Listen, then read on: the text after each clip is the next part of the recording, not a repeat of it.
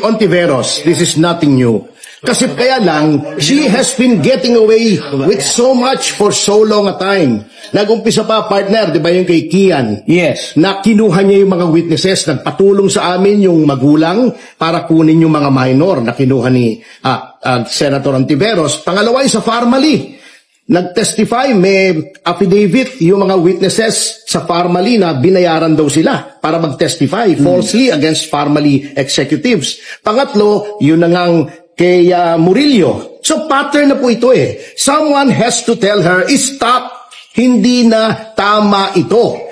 Especially, di ba, noon, nung congresswoman siya, di ba, may allegations din doon sa Corona impeachment that she fabricated evidence. Hindi po pwedeng ang isang miyembro ng upper chamber ay nag-iimbento ng ebidensya. Ngayon, may latest na naman siya. Nag-cite siya ng jurisprudence. Mali naman pala. We cannot allow this to continue. Yun lang naman po. Andito po kami kasi ang parating ginagamit ngayon na salita, accountability.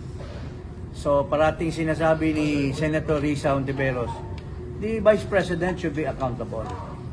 But, dapat naman kung may offenses ka rin, allegations of offenses, you are also accountable.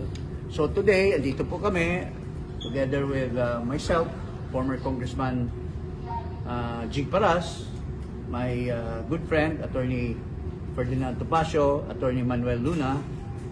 We're filing case for disorderly conduct of Senator Risa Hontiveros with the Committee on Ethics.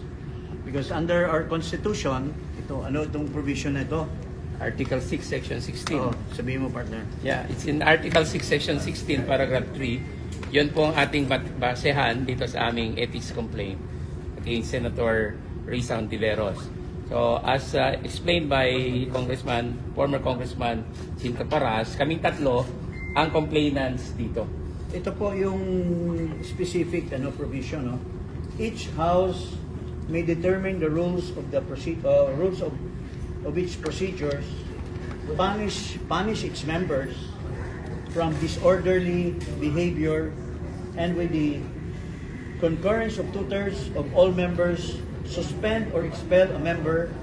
A penalty of suspension when imposed shall not exceed 60 days. So, siguro kayong mga media na narinig nyo na yung statement noong si alias Rene. No? Itong si alias Rene, nagsabi siya na binayaran daw siya ng 1 million ni Senator Risa Hontiveros through her underlings to testify. Prior to that, nag-testify siya kasi she was asked to testify with some consideration. Ang atin naman, hindi naman kami sabi conclusive. Pero dapat may venue for which a senator should be answerable for their offenses. No? Sabi sa ating saligang batas, dapat ang Senado lang ang makadisiplin ng kanilang sariling miyembro. House Speaker Martin Romualdez sa di umano'y pagmamadali daw ng Senado na ilibing sa Eternal Gardens ang articles of impeachment. Ay, hindi po. Oo, anong nagmamadali na naman, Speaker? Galing po sa Supreme Court yun eh. Immediately executory. Tama si Senate President Cheese. Okay. Noong ang nakalagay sa Constitution ay forthwith, sabi nyo, madaliin. Mag-hearing agad. Kasi sabi nyo, forthwith. Ang ibig ng forthwith, immediately. Sabi daw ni Hontiveros. Pag sinabing immediately, sa lalong madaling panahon. As in now na. Oh. Ngayon, pag ang Supreme Court nagsabing immediately, ay wag muna. Maghintay tayo. Extension pa. Yun ang sinasabi ko noon sa kanila. Forthwith sila ng forthwith. Bakit ngayong immediately executory? Ayaw nang i-forthwith. Oo. Pag sila, iba yung meaning. Oo. Ay, malungkot yun. Huwag naman ganun. Eto pa ha. Talagang hypocritical tong mga anti-Duterte, di ba? Oh, noon sinabi nila ang dami-dami, yan si Bel Santa Maria, si Monsod. Sabi nila hindi pwedeng ang Senado ang mag-determine kung may jurisdiction o wala. Dapat Korte Suprema. Walang kapangyarihan ng Senado. Daw? Oo. Di pumunta sa Korte Suprema. Sinabi ng Korte Suprema, walang jurisdiction. Titirahin naman nila, sasabihin nila, hindi, the Senate is the sole authority. Ano ba talaga? Ang gulo nyo di ba? Kung anong kumbinyente sa inyong interpretasyon Yun ng ang gusto saligang nila. batas, ay iyon ang ginagawa nyo. Parang itong si Dean Mel Santa Maria. Kananang-kana. Kung ano-anong sinasabi. Sabi niya, yung daw desisyon ng Korte Suprema erodes our institutions. Humihina daw yung mga institusyon natin. Ayaw mo palang pahinain ang institusyon natin di ba? Bakit sinasabi mo na moronic? Words mo Bakit mura yun Sinasabi mo, puro obobs ang mga taga-Senado. Ginamit niya yung word na yun. Moronic. Hindi na yan. Paul yan. Paul yan. Parang siya lang ang matalino. Sino ba yan? Abogado ba yan? Din ng FEU, professor ko ito. Professor ko ito sa College of Law. Ba't Si Mel nagkaganyan Santa Maria. Yun nga graduate nga siya ng Ateneo, hindi nga siya ginawang dean. Noong College of Law, pinag-graduate na niya sa FEU nga Pero siya. kung minumura niya tayo o lahat ng tao... Hindi, ang Senado, minura niya. Ang Senado, minura hindi niya. ba pag sinasabi mong moronic, sa halip na gumagamit ka ng legal argument sa Senado, hindi ba pinahihina mo ang institusyon? Siya nagpahina. Oo. Hindi ba, di ba, nag-statement ang IBP? Opo. Attorney Santa Maria. Sinasabi na sundin daw ang Supreme Court. Huwag daw magsasabi na dapat suwayin ang Supreme Court. Dahil pabor sa kanya. Tinamaan siya. Sabi niya, ano ba to? Patama ba sa akin to? Sabi niya, kung patama sa akin to, palpak ang IBP. Walang abogado na sinasabing huwag sumunod sa Supreme Court. Anong walang abogadong wala daw abogadong nagbabasto sa Supreme Court.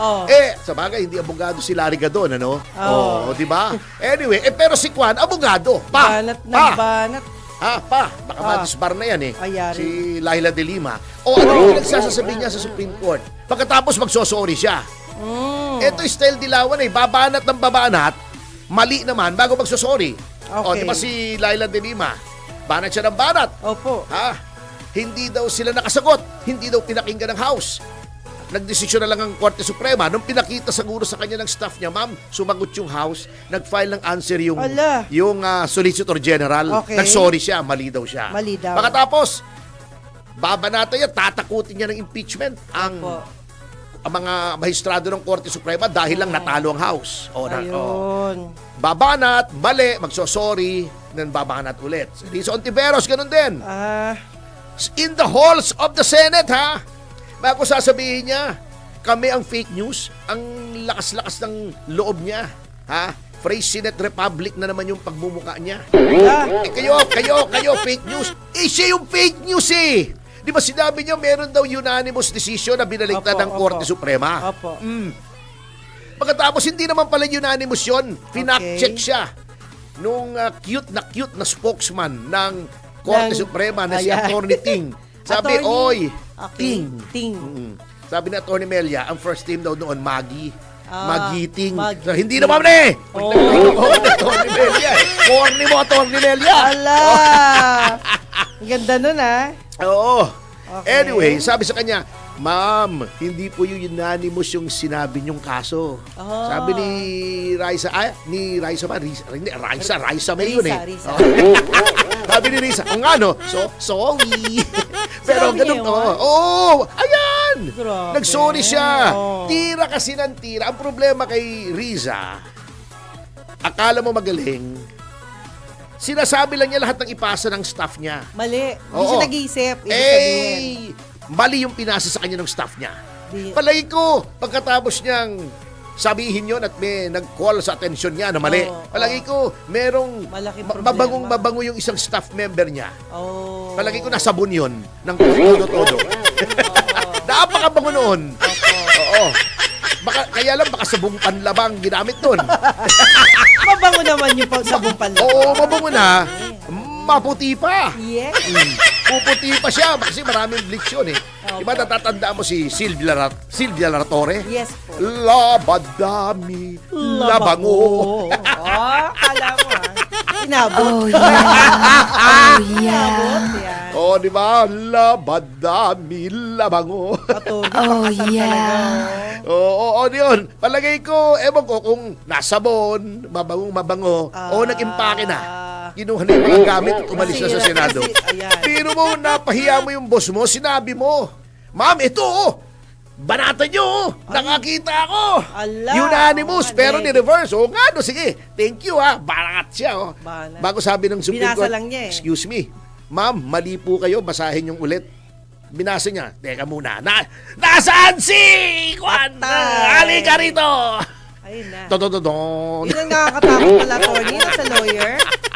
Sa inyong usapan. Oo, anyway, magbalik tayo rito kay Mel Santamaria. Okay. Ayaw na ayaw niya na sinisira ang institusyon, ha? Bakit? Bakit yung House noong pag nagsusumiti ng mga pleading sa Korte Suprema, sinasabi niya, tama ang House. Hindi ba sub judice yun? You are discussing the merits of the case while it is pending. Bawal yun, di ba? Grabing hypocrisy ng mga abogadong nagdedepensa rito sa House katulad ni Attorney Mel Santamaria. Bago sasabihin niya, ang Korte, ang isang body ay hindi pwedeng mag-determine ng sarili niyang jurisdiction. Sabi niya sa amin doon sa tinuturo niya sa Public International Law, yung mga tribunals ay pwedeng mag-determine kung may jurisdiction sila o wala. Di taliwas doon sa tinuro niya sa amin.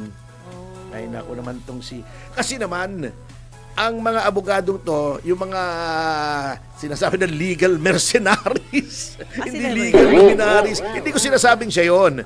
Ibig sabihin, yung talino nila, kung meron man silang talino. Siguro naman may talino yung mga yan. Naging abogado, mga distinguished pa, naging dean pa. Oo, di ba? Malakas pa. Anong malakas? Malakas siya doon sa school. Kasi hindi ko siya inabot ganun ba? Hindi, College of Law kasi. Ay, okay. Anyway, nakukulayan yung kanilang opinyon ng kanilang mga bias. Di ba? Maging parehas kasi kayo, you have to be true to yourselves as lawyers. Kung anong nasa batas, yun. Sasabihin mo, ayaw mo mag-erode ang institutions, tinitira nyo ng tinitirang Korte Suprema. Sasabihin niya, walang abogado na nagsasabing suwayin ang Korte Suprema. Sino yung legal luminaring kausap ni Juan Bol? Ano yun? Secret yun? Hindi, attorney.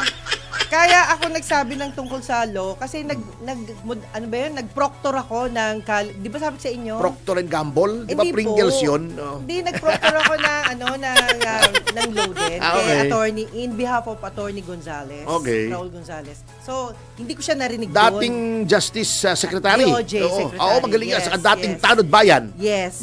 Kaya po sabi ko, parang hindi ko pa siya narinig. Yun ang ibig sabihin. Hindi mo na talaga maririnig si Raul Gonzales. Patay na Hindi pa. Si Dean, yung Dean na yan. Buhay pa. Yung Dean na yan. Ay, nako. Anyway, etong si Speaker Romualdez, ay nako. Bakit ba panay ang depensa niya? Siya sub judice nga. Etong nagtataka nga ako. Siguro excusable kung ikaw ay hindi abogado. Pero kung abogado ka, hindi mo naintindihan yung konsepto ng sub judice, ng contempt of court, yung ibig sabihin ng immediately executory, yung constitutional provisions and checks and balances, may problema tayo. Bago ikaw ay nasa Senado pa, ay patay tayo. Anyway, malipat na tayo from Mel Santamaria, ay lumipat tayo sa isang Mel na abogado rin na mas maayos.